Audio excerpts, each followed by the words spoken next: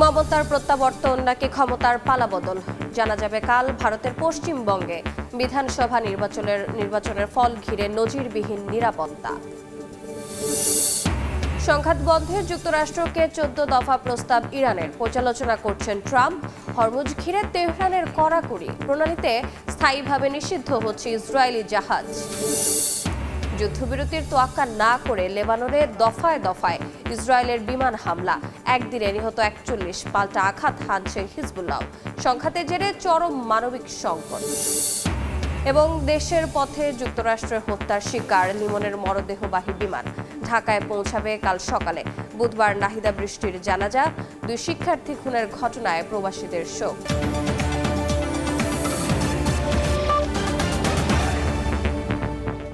আন্তর্জাতিক সময়ের সঙ্গে আছে আমি রোজা চৌধুরী। ভারতের পশ্চিমবঙ্গের মসনদে কে বসছে জানা যাবে কাল।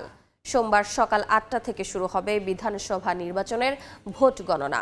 এদিন 294 আসনের মধ্যে 293টির ফল ঘোষণা হবে। অনিয়মের অভিযোগ ওঠায় ফলতা বিধানসভায় পুনরায় ভোট হবে 21 মে। প্রথমে ব্যালট এবং পরবর্তীতে ইভিএম এর ভোট গণনা করা হবে। হাই ভোল্টেজ এই নির্বাচনের ফল প্রকাশ ঘিরে গোটা রাজ্যে নিরাপত্তা জোরদার করা হয়েছে। কেন্দ্রগুলোর ভেতরে বাইরে 3 স্তরের নিরাপত্তায় মোতায়েন রয়েছে প্রায় 200 কোম্পানি কেন্দ্রীয় বাহিনী। রাস্তায় টহল দিচ্ছে সাঁজোয়া যানের বহর। গত 23 ও 29 এপ্রিল 2 দফায় অনুষ্ঠিত এই নির্বাচনে প্রায় 3,500 প্রার্থী প্রতিদ্বন্দ্বিতা করেছেন। 3 কোটি 66 লাখ ভোটারের মধ্যে রেকর্ড 93% মানুষ ভোটাধিকার প্রয়োগ করেছেন। পশ্চিমবঙ্গের পাশাপাশি আসাম, কেরালা, পুডুচেরি ও তামিলনাড়ু বিধানসভার ফলও প্রকাশ হবে সোমবার।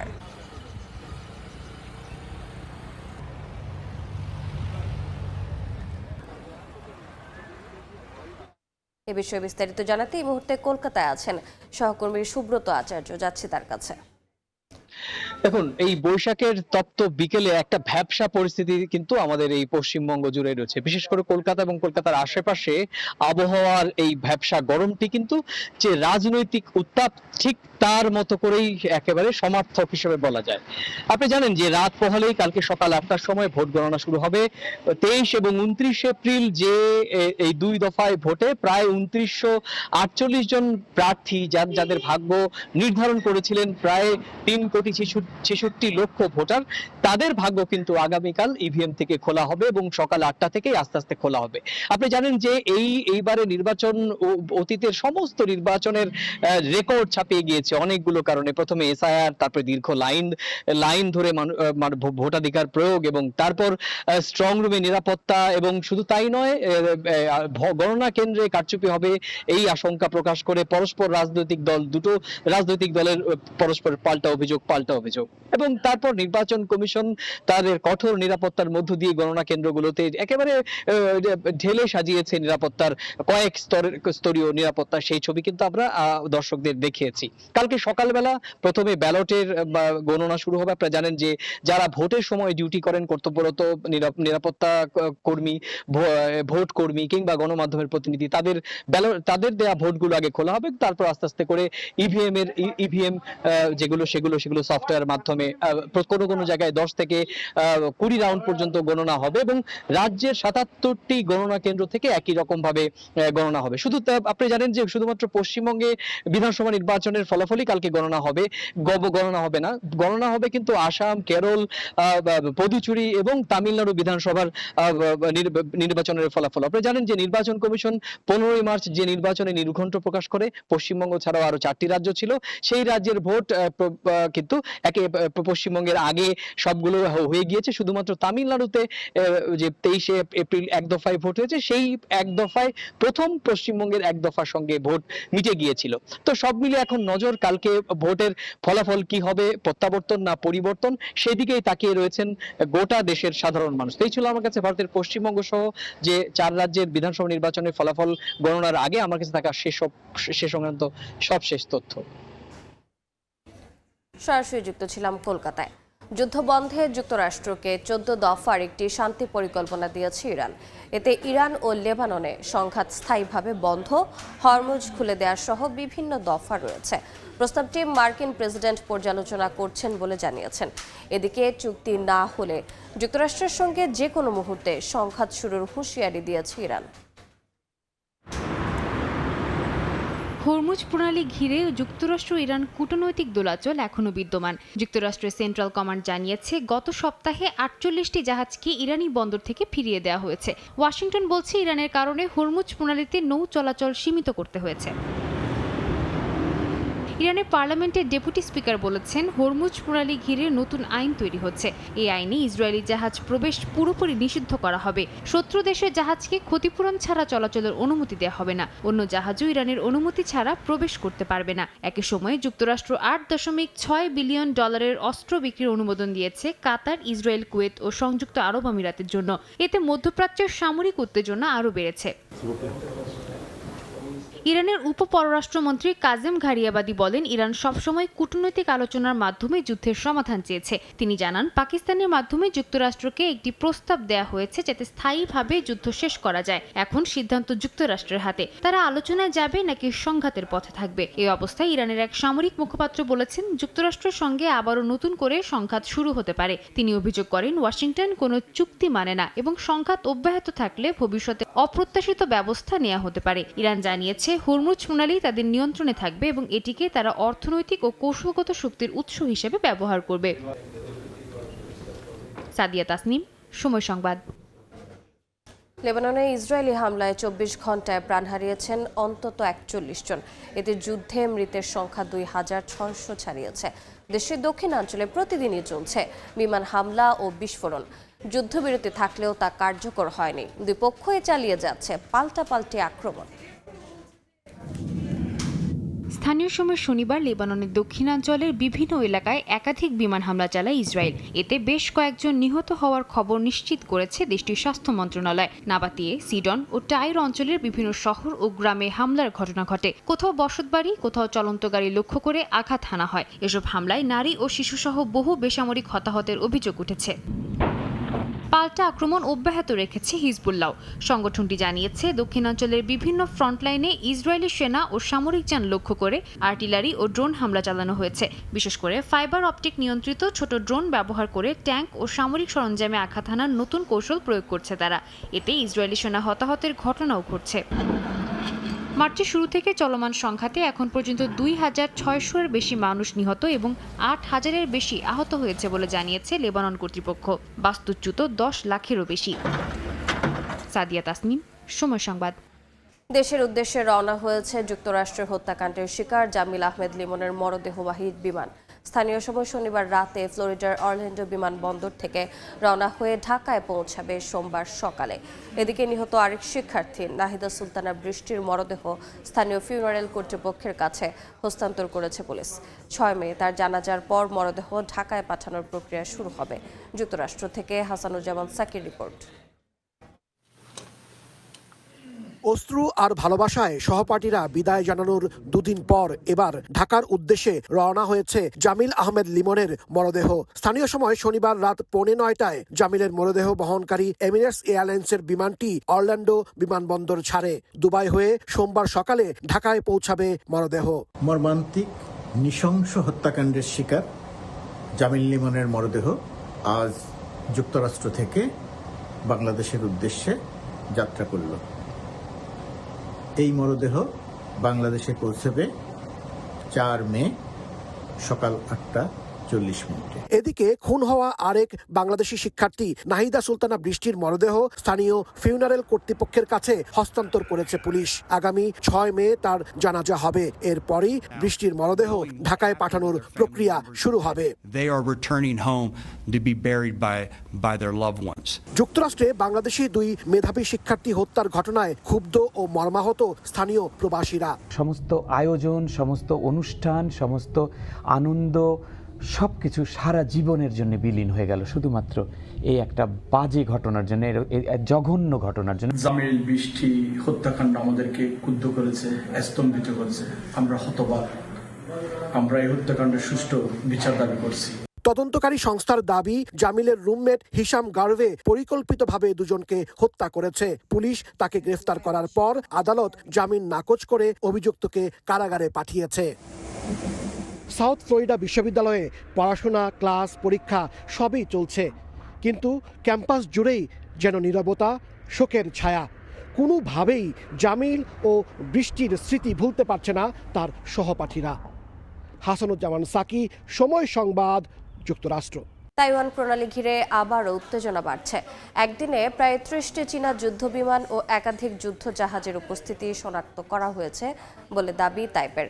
একই সময়ে তাইওয়ানের কাছে ফিলিপিন্সে যৌথ সামরিক মহড়া শুরু করেছে ওয়াশিংটন ও ম্যানিলা।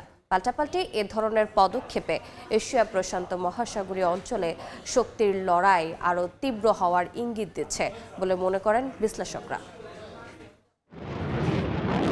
হঠাৎ করেই শনিবার তাইওয়ানের আকাশে দেখা মেলে চীনা সামরিক বিমানের।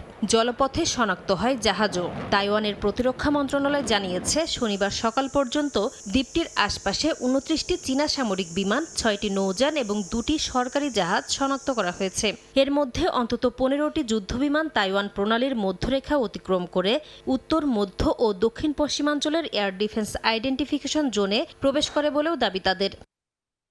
শুরু থেকেই নিজেদের সার্বভৌম রাষ্ট্র দাবি করে আসছে তাইওয়ান, আর তাই তাইপের আকাশে চীনা বিমানের এ ধরনের উপস্থিতিকে অনুপ্রবেশ আখ্যা দিয়ে নিন্দা জানিয়েছে লাইচিংতে প্রশাসন। যদিও তাইওয়ানকে নিজেদের অংশ দাবি করে আসছে চীন। এমনকি মার্কিন গোয়েন্দাদের দাবি 2027 সালের মধ্যে তাইওয়ানে সামরিক অভিযান শুরু করতে পারে শির সেনারা। এর আগে একই দিন আরও 28টি চীনা যুদ্ধবিমান যৌথ আকাশ ও সমুদ্র মহড়ায় অংশ নেয়, যার মধ্যে ছিল J-10, J-16 ফাইটার জেট ও KJ-500 নজরদারি বিমান। এ ধরনের ধারাবাহিক মহড়া ও অনুপ্রবেশ তাইওয়ানের ওপর সামরিক চাপ বৃদ্ধি এবং প্রতিরক্ষা সক্ষমতা পরীক্ষা কৌশলের অংশ বলে মনে করছেন বিশ্লেষকরা, যা ওই অঞ্চলে উত্তেজনা আরও বাড়িয়ে তুলছে। উত্তেজনার মাঝেই তাইওয়ানের কাছাকাছি ফিলিপিন্সের উত্তরাঞ্চলীয় বাতানেস দ্বীপে যৌথ সামরিক মহড়ায় অত্যাধুনিক অ্যান্টিশিপ ক্ষেপণাস্ত্র ব্যবস্থা মোতায়েন করেছে ওয়াশিংটন ও ম্যানিলা। নেমেসিস নামের এই ভ্রাম্যমাণ ক্ষেপণাস্ত্র ব্যবস্থা প্রায় 185 কিলোমিটার দূরের লক্ষ্যবস্তুতেও আঘাত হানতে সক্ষম। চীন যুক্তরাষ্ট্র প্রতিদ্বন্দ্বিতার প্রেক্ষাপটে তাইপের কাছাকাছি এই মোবাইল সিস্টেম মোতায়েনকে কৌশলগত বার্তা হিসেবে দেখছেন বিশ্লেষকরা। নাসরিন রুমি, সময় সংবাদ। ইউরোপ থেকে আমদানি করা গাড়ি ও ট্রাকের ওপর 25% শুল্ক আরোপের ঘোষণা দিয়েছেন মার্কিন প্রেসিডেন্ট ডোনাল্ড ট্রাম্প। আগামী সপ্তাহ থেকে এটি কার্যকর হবে। ট্রাম্পের এই পদক্ষেপকে অগ্রহণযোগ্য আখ্যা দিয়ে তীব্র প্রতিক্রিয়া জানিয়েছে ইউরোপীয় পার্লামেন্ট ও ইউরোপীয় কমিশন। উল্টো যুক্তরাষ্ট্রের বিরুদ্ধে চুক্তি ভঙ্গের অভিযোগ এনেছে তারা। আটলান্টিকের দুই পারে বাণিজ্য যুদ্ধের মেঘ আরও ঘনীভূত হচ্ছে। শুক্রবার ইউরোপীয় ইউনিয়ন থেকে আমদানি করা গাড়ি ও ট্রাকের উপর শুল্ক বাড়িয়ে 25% করার ঘোষণা দিয়েছেন মার্কিন প্রেসিডেন্ট ডোনাল্ড ট্রাম্প। ইইউ বাণিজ্য চুক্তি মেনে চলছে না অভিযোগ তুলে শুক্রবার এ সিদ্ধান্তের কথা জানান তিনি, যা আগামী সপ্তাহ থেকে কার্যকর হবে। পাশাপাশি ট্রাম্প বলেন, যুক্তরাষ্ট্রে কারখানা বানালে কোনো শুল্ক দিতে হবে না। ইউরোপের দেশগুলো বাণিজ্য চুক্তি মেনে চলেনি, তাই আমরা যুক্তরাষ্ট্রে আসা সব গাড়ি ও ট্রাকের উপর শুল্ক 25% বাড়িয়েছি। তবে তারা যদি যুক্তরাষ্ট্রে কারখানা তৈরি করে তাহলে কোনো শুল্ক থাকবে না। আমেরিকান কর্মীদের নিয়োগ দিলে তবেই শুল্ক শূন্য থাকবে। ট্রাম্পের এই ঘোষণায় তীব্র প্রতিক্রিয়া জানিয়েছে ইউরোপ। ইউরোপীয় পার্লামেন্টের আন্তর্জাতিক বাণিজ্য কমিটির চেয়ারম্যান বার্ন্ড লাঙ্গে এই পদক্ষেপকে সরাসরি অগ্রহণযোগ্য বলে মন্তব্য করেন। তিনি দাবি করেন, ইইউ গেল বছর স্কটল্যান্ডে স্বাক্ষরিত বাণিজ্য চুক্তি পুরোপুরি মেনে চলছে, এমনকি চুক্তি বাস্তবায়নের আইন তৈরিরও কাজ চলছে। উল্টো যুক্তরাষ্ট্রের বিরুদ্ধে পাল্টা অভিযোগ তুলেছেন ইউরোপীয় পার্লামেন্টের আন্তর্জাতিক বাণিজ্য কমিটির চেয়ারম্যান। তিনি বলেন, ইস্পাত ও অ্যালুমিনিয়াম সংশ্লিষ্ট 400টিরও বেশি পণ্যে গড়ে 26% শুল্ক আরোপ করে বারবার চুক্তি ভঙ্গ করেছে যুক্তরাষ্ট্র। তার অভিযোগ, ট্রাম্পের সবশেষ এই পদক্ষেপ প্রমাণ করে মার্কিন পক্ষ কতটা অবিশ্বস্ত। এমন পরিস্থিতিতে ওয়াশিংটন চুক্তির পরিপন্থী কোনো পদক্ষেপ নিলে ইইউ তার স্বার্থ রক্ষায় সব বিকল্প খোলা রাখবে বলে সতর্ক করেছে। গত বছরের চুক্তি অনুযায়ী ইইউ সব মার্কিন শিল্প পণ্যে শুল্ক স্থগিত রেখেছে। বিনিময়ে ইউরোপীয় বেশিরভাগ পণ্যে মাত্র 15% শুল্ক রাখার কথা ছিল যুক্তরাষ্ট্রের। ইউরোপীয় ইউনিয়নের সমীক্ষা সংস্থা ইউরোস্ট্যাটের তথ্য বলছে 2024 সালে ইইউ যুক্তরাষ্ট্র দ্বিপাক্ষিক বাণিজ্যের পরিমাণ ছিল প্রায় 17 লাখ কোটি ইউরো, যা দৈনিক হিসেবে গড়ে 460 কোটি ইউরো। পাল্টাপাল্টি উত্তেজনায় এই বিশাল বাণিজ্য সম্পর্ক এখন অনিশ্চয়তার দোলাচলে ঝুলছে। নাসরিন রুমি, সময় সংবাদ। শ্রমিক দিবসের ছুটিতে যখন সবাই বিশ্রামে, তখন হংজু শহরের রাস্তায় ডিউটি করেছে একদল রোবট পুলিশ। চীনের ঝেজিয়াং প্রদেশে প্রথমবারের মতো ট্রাফিক সামলাতে নামানো হয়েছে 15 সদস্যের রোবট স্কোয়াড, যারা কোনো প্রকার বিরতি ছাড়াই মে দিবসের বিশাল ভিড় সামাল দিয়েছে। ট্রাফিক পুলিশ নয়, রাস্তার মোড়ে মোড়ে রোবটের ইশারায় থেমে যাচ্ছে যানবাহন। যান্ত্রিক চোখে নিবিড়ভাবে নজর রাখা হচ্ছে সড়কের আইন পালনে। মানুষের চোখ ফাঁকি দিয়ে গেলেও এদের সেন্সর ফাঁকি দেওয়া অসম্ভব। মে দিবসের 5 দিনের লম্বা ছুটিতে চীনের ঝেজিয়াং প্রদেশের হংজু শহরে পর্যটকদের ঢল সামলাতে রাস্তায় নামানো হয় 15টি বুদ্ধিমান পুলিশ রোবট। এই রোবট স্কোয়াডের এক একটি সদস্য আলাদা আলাদা কাজে পারদর্শী। কোনোটি সিগন্যাল অমান্যকারীকে ধরছে, আবার কোনোটি পথচারীর ভিড় সামলাতে ব্যস্ত। অসংখ্য মানুষ আমাদের কাছে দিক নির্দেশনা, ট্রাফিক ব্যবস্থাপনা নীতি এবং পর্যটন এলাকার প্রবেশের নিয়মাবলী সম্পর্কে জানতে চান। এই রোবটগুলো এখন এ ধরনের প্রশ্নের চমৎকার উত্তর দিতে পারে। এইগুলো মোতায়েন করার ফলে আমরা সীমিত জনবলকে অন্যান্য গুরুত্বপূর্ণ কাজ যেমন ট্রাফিক আইন লঙ্ঘন নিয়ন্ত্রণ, দুর্ঘটনা তদন্ত এবং অন্যান্য কাজে নিয়োজিত করতে পারছি। এই বিশেষ পুলিশ স্কোয়াডের রোবটগুলো ইন্টেলিজেন্ট ট্রাফিক ম্যানেজমেন্ট সিস্টেমে সজ্জিত।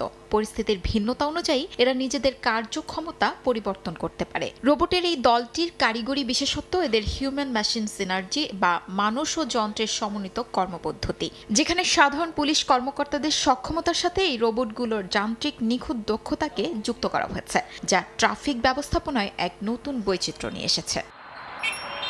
শিউলি রোজা, সময় সংবাদ। আন্তর্জাতিক সময়ের শীর্ষ সংবাদগুলো জানিয়ে দিচ্ছে আরেকবার। মমতার প্রত্যাবর্তন নাকি ক্ষমতার পালাবদল জানা যাবে কাল। ভারতের পশ্চিমবঙ্গে বিধানসভা নির্বাচনের ফল প্রকাশ ঘিরে নজিরবিহীন নিরাপত্তা। সংঘাত বন্ধে যুক্তরাষ্ট্রকে 14 দফা প্রস্তাব ইরানের, পর্যালোচনা করছেন ট্রাম্প। হরমুজ ঘিরে তেহরানের কড়াকড়ি, প্রণালীতে স্থায়ীভাবে নিষিদ্ধ হচ্ছে ইসরায়েলি জাহাজ। এবং দেশের পথে যুক্তরাষ্ট্রের হত্যার শিকার লিমনের মরদেহবাহী বিমান ঢাকায় পৌঁছাবে কাল সকালে। বুধবার নাহিদা বৃষ্টির জানাজায় 2 শিক্ষার্থী খুনের ঘটনায় প্রবাসীদের শোক।